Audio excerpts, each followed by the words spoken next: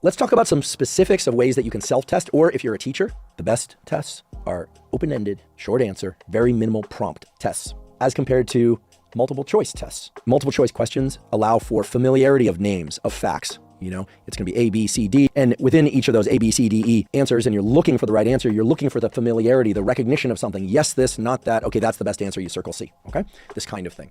As opposed to an open-ended question where you have to write out your answer, you have to recall the information, right? It requires a much greater degree of mastery of the information than does familiarity or recognition of the material. So the best tests as study tools are going to be open-ended. Now there's one exception to this, which are multiple choice tests that include tricks. In those standardized tests, they tend to include some quote unquote trick questions in which those questions don't allow you to just recognize the correct answer and distinguish it from the other incorrect answers, but rather they have answers in there that on first blush look like the right answer and people have a tendency to circle those and move on. But if you think about the material a little more deeply, it turns out those quote unquote obvious answers are actually the incorrect answers. So there are versions of multiple choice tests where it requires a greater degree of mastery of the material, where simple familiarity won't serve you and you actually have to be able to recall the different components of information leading into that. But those are a bit more rare, certainly in the context of other kinds of learning, like musical learning. Although I suppose for music theory, that could be relevant. The different ways in which you self-test as a form of studying are really key. And ideally, you would make these